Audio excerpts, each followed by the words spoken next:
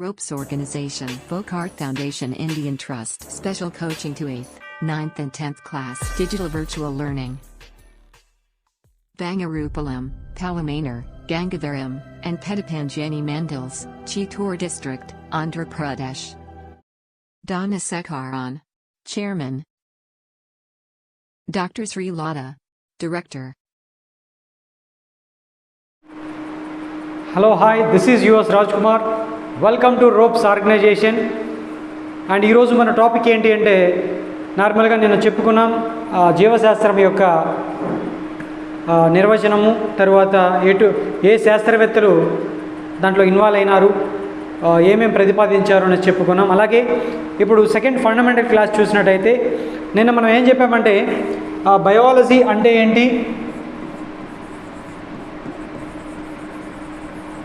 బయాలజీని ప్రతిపాదించింది ఎవరు, బయాలజీ అనే పదానికి పేరు పెట్టింది ఎవరు అనేసి మనం డిస్కస్ చేసుకున్నాం. ఇక్కడ బయాలజీ అంటే మనకి బయో అంటే ఏంటి, లైఫ్ అని, లాజీ అంటే టు స్టడీ అని అర్థం. Okay, to study about the life of living organisms are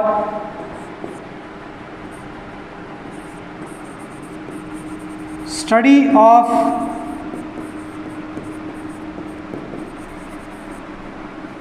living organisms. Study of living organisms can be called as biology అని అంటాం. ఏమంటాం, బయాలజీ అని అంటామండి. ఇక్కడ బయాలజీ అని పేరు పెట్టింది ఎవరు అంటే, నార్మల్గా మనం చెప్పుకున్నాం ఆయన పేరు ఏది అంటే జీన్ లామార్క్ అంటాం. ఓకే, జీన్ లామార్క్ అనేటువంటి సైంటిస్టే బయాలజీ అని పేరు పెట్టడం జరిగింది. ఇప్పుడు భూమి పైన జీవి అనేది ఎప్పుడు ఆవిర్భవించింది, when the origin of living organism. Okay, అంటే జీవి యొక్క ఆవిర్భావం, జీవి యొక్క పుట్టుక అనేది ఎప్పుడు జరిగింది అంటే మనకి 3500 సంవత్సరాలకు ముందే.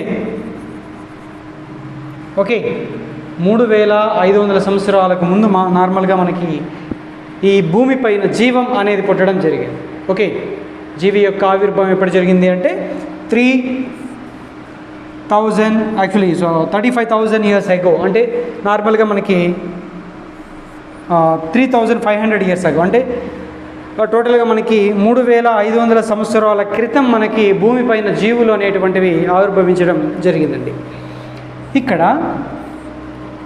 అసలు బయాలజీ అంటే ఏంటి అంటే, మామూలుగా దీని తెలుగులో జీవశాస్త్రం అంటారు. జీవశాస్త్రము అంటే ఏంటి అంటే 3 విషయాలను గురించి తెలియజేస్తుంది. ఏది, ఒకటి మొక్కలు అంటే ప్లాంట్స్, రెండోది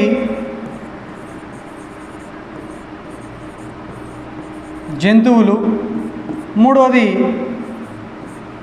సూక్ష్మజీవులు.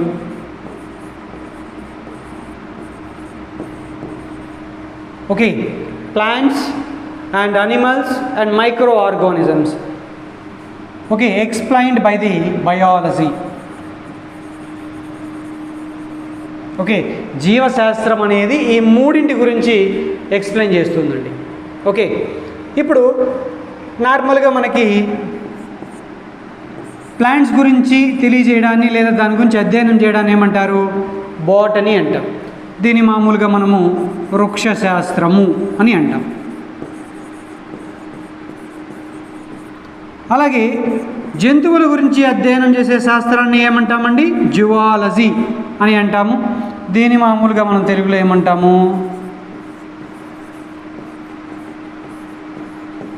జంతు శాస్త్రము అని అంటాం. ఇంకా థర్డ్ వన్ మనం చూసినట్టయితే అది మైక్రోబయాలజీ అవుతుందండి. మైక్రోబయాలజీని ఏమంటామంటే మనము సూక్ష్మజీవ శాస్త్రము అని అంటాం. సూక్ష్మజీవ శాస్త్రము అని అంటాం. ఇప్పుడు బోటనీ పితామహుడు ఎవరు అంటే వృక్షశాస్త్ర పితామహుడు ఎవరు, జంతు శాస్త్ర పితామహుడు ఎవరు, సూక్ష్మజీవ శాస్త్ర పితామహుడు ఎవరు. Who is father of botany, who is father of geology, who is father of microbiology గురించి మనం డిస్కస్ చేసినట్టయితే ఆల్రెడీ మనం చెప్పుకున్నాం. వృక్షశాస్త్రం యొక్క పితామహుడు ఎవరు, ఎవరైనా చెప్పగలరా? ఆయన పేరు ఏమి అంటే థియోఫ్రాస్టస్.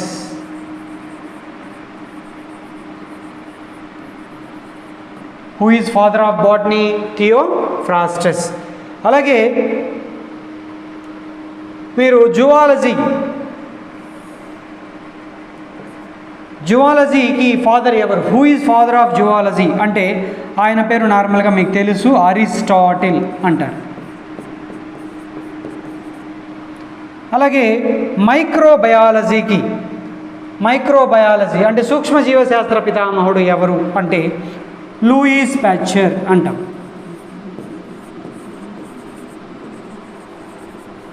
ఓకే,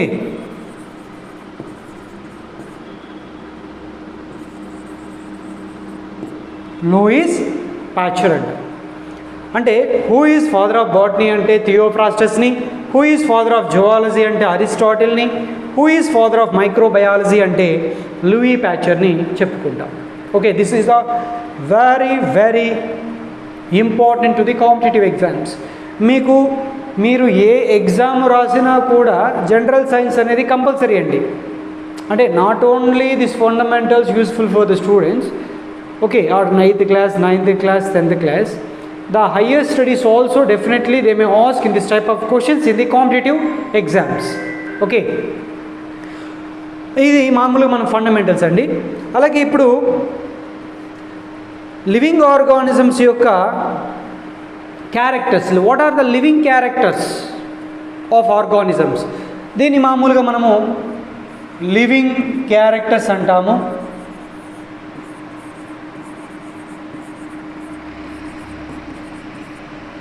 దీనినే మనం తెలుగులో ఏమంటామంటే సజీవుల లక్షణాలు అని అంటామండి.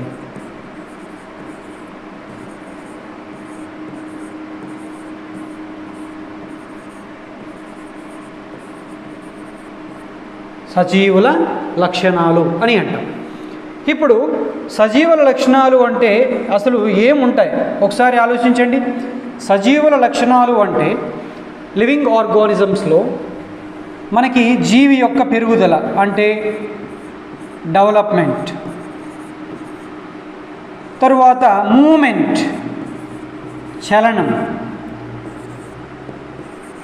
తర్వాత మెటబలిక్ యాక్టివిటీస్ అంటే ఏమి జీవక్రియలు, నెక్స్ట్ వచ్చేసి రీప్రొడక్షన్ అంటే ఏంటి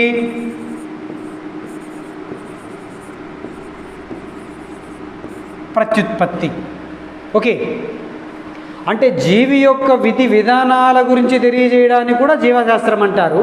అలాగే జీవులలో అంటే బతికి ఉన్నటువంటి జీవులు అంటే సజీవుల యొక్క లక్షణాలు ఏంటి అంటే ఇవన్నీ కూడా మనము సజీవుల లక్షణాలుగా చెప్పుకోవచ్చు. అంటే నార్మల్గా భూమిపై ఉన్నటువంటి జీవులు ఏవి అని మనం చూసినట్టయితే అంటే ఎన్ని ఉన్నాయి అని చూసినట్టయితే ఇప్పుడు భూమిపైన ఏమున్నాయి? జంతువులు ఉన్నాయి, అలాగే మొక్కలు ఉన్నాయండి. Plants or animals both are present on the earth. Okay, and how many living organisms presence on the earth? భూమి పైన నార్మల్గా మనం చూసినట్టయితే 1.8 millions living organisms present on the earth. భూమి పైన 1.8 మిలియన్ల జీవులు అనేటువంటివి నివసిస్తున్నాయి. అందులో మనం చూసినట్టయితే 1.25 మిలియన్స్ జంతువులే ఉన్నాయండి. ఓకే, 1.25 మిలియన్స్ జంతువులు మాత్రమే ఉన్నాయి. అంటే రిమైనింగ్ ఏవైతే ఉన్నాయో అది మొత్తం కూడా మొక్కలు. What are the remaining presence on the earth?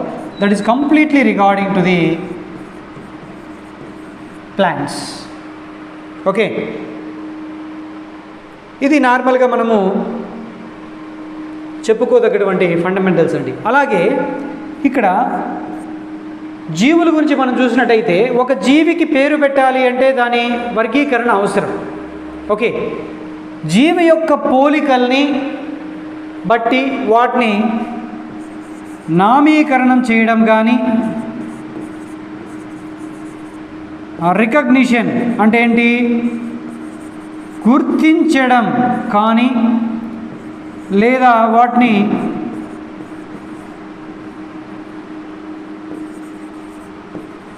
వర్గీకరించడం కానీ, జీవి యొక్క పోలికలను బట్టి జీవిని నామీకరించడం అంటే నేమ్ పెట్టడం కానీ, లేదా గుర్తించడం రికగ్నిషన్ కానీ, లేదంటే క్లాసిఫికేషన్ వర్గీకరించడం కానీ చేస్తే దాన్ని ఏమంటారు అంటే మనకి టాక్సానమీ అని అంటామండి. ఏమంటాము? టాక్సానమీ అని అంటాం. ఇప్పుడు టాక్సానమీ అనే పదాన్ని కనుగొనింది ఎవరు అంటే ఆయన పేరు ఏంటి అంటే ఏపిడి ఖండోల్ అని అంటాం. ఏపిడి ఖండోల్ అనేటువంటి సైంటిస్టు టాక్సానమీ అని పేరు పెట్టడం జరిగింది. ఓకే, టాక్సానమీ అంటే ఏంటి అంటే నార్మల్గా జీవి యొక్క పోలికలను బట్టి and actually what are the comparisons and what are the resemblesness of the organisms, then just we should give name and recognized and the classified the organisms, that is called as taxonomy అంటారు. ఈ taxonomy అని పేరు పెట్టిన శాస్త్రవేత్త ఎవరు అంటే ఏపిడి ఖండోల్. అలాగే జీవులను వర్గీకరించుటకు మనకి అరిస్టాటిల్ అనేటువంటి సైంటిస్ట్ ఏం చేశాడంటే, అరిస్టాటిల్ అనేటువంటి సైంటిస్టు జీవులని నార్మల్గా వర్గీకరించడానికి 2 విధాలుగా వర్గీకరించడం జరిగింది. అవి ఏ జీవులుగా వర్గీకరించాడంటే, ఒకటి అకశేరుకాలు,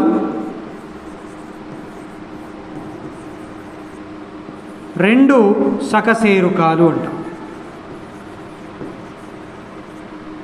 ఓకే, వర్టిబ్రేట్స్ అండ్ ఇన్వర్టిబ్రేట్స్ అని 2 రకాలుగా వర్గీకరించడం జరిగింది అరిస్టాటిల్ రాసినటువంటి బుక్ ఏది అంటే, already just I have been told you in the previous classes, that is Historia Animalia అనేటువంటి బుక్ను రాశాడండి.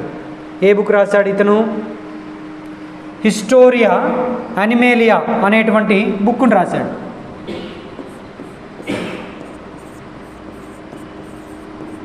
హిస్టోరియా అనిమేలియా అనేటువంటి బుక్ని రాశాడు. అలాగే థియోప్రాస్టస్ అనేటువంటి సైంటిస్ట్ ఉన్నాడండి, ఆల్రెడీ నేను చెప్పాను.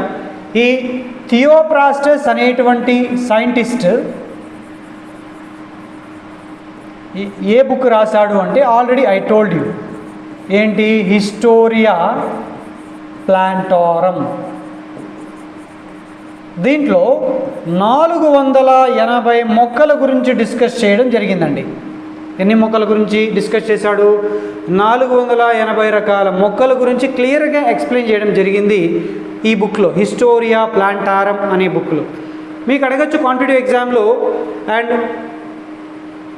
Actually who had written the Historia Plantarum book అంటే థియోప్రాస్టస్ అంటాం. అంటే హిస్టోరియా ప్లాంటారం అనేది గ్రంథం మొత్తం మొక్కల గురించి సంబంధించింది. హిస్టోరియా అనిమేలియా అనేటువంటి గ్రంథం ఎప్పుడు కూడా మనకి మ్యాక్సిమం జంతువుల గురించి సంబంధించింది. ఆ హిస్టోరియా అనిమేలియా అనే బుక్లో మనకి అకశేరుకాలు, సకశేరుకాలు అంటే వర్టిబ్రేట్స్, ఇన్వర్టిబ్రేట్స్ గురించి క్లియర్గా ఎక్స్ప్లెయిన్ చేయడం జరిగింది. Okay, and this are all the basic fundamentals of the living characters of the organisms. Okay, సజీవుల లక్షణాల గురించి మరియు బయాలజీ ఫండమెంటల్స్ గురించి మనం నేర్చుకున్నాం. మీకు బాగా అర్థమైంది అనుకుంటున్నాం. ఫండమెంటల్స్ బాగా నేర్చుకుంటేనే సబ్జెక్ట్ నేర్చుకోవడానికి పాసిబిలిటీస్ ఉంటాయి. I hope you understand well. Thank you one and all.